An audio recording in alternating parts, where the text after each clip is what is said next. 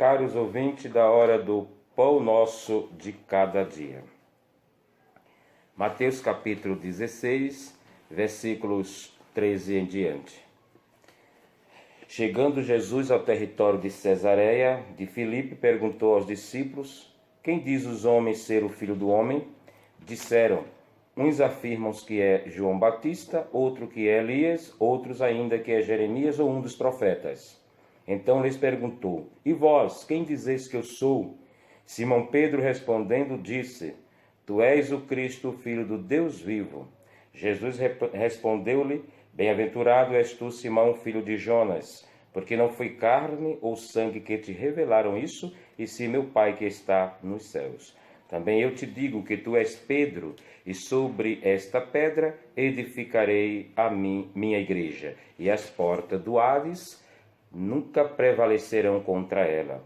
Eu te darei as chaves do reino dos céus, e o que ligares na terra será ligado nos céus, e o que desligares na terra será desligado nos céus. Em seguida, proibiu severamente aos discípulos de falarem a alguém que ele era o Cristo.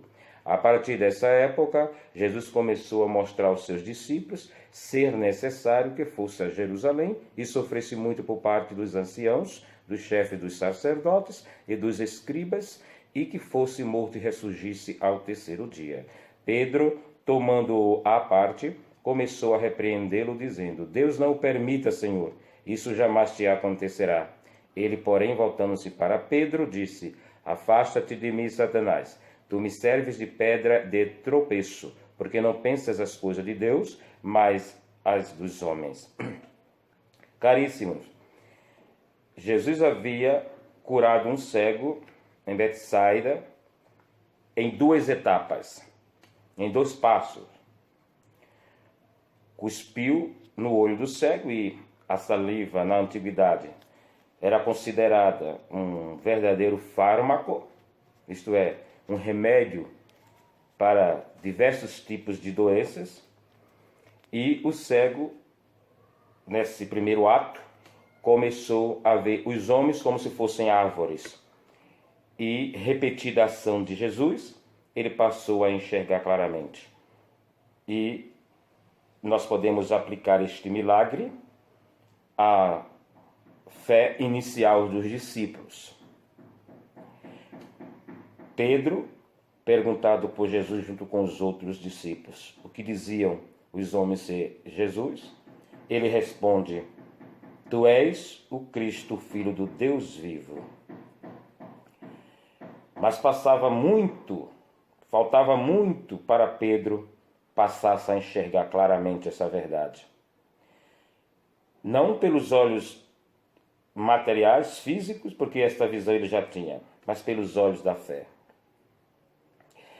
E mais adiante, quando Jesus disse que ele deveria sofrer, morrer, padecer pela mão do seu povo, mas que ia ressuscitar ao terceiro dia, Pedro não compreende isto, e imediatamente a primeira confissão diz que isso jamais aconteceria a Jesus, e daí as palavras duras de Jesus dirigidas a Pedro: afasta-te de mim, Satanás, tu me serves de pedra de tropeço, porque não pensas as coisas de Deus, mas as dos homens. Os homens jamais aceitaram que a salvação viesse por meio de um sofrimento da cruz. E Pedro não via as coisas de Deus pelos olhos de Deus, pelos olhos da fé, que era o plano salvífico de Deus, através da morte do seu Filho, na cruz, redimir toda a humanidade. Ele precisava desse segundo ato. Isto ele só compreenderá depois da morte e ressurreição de Jesus Cristo.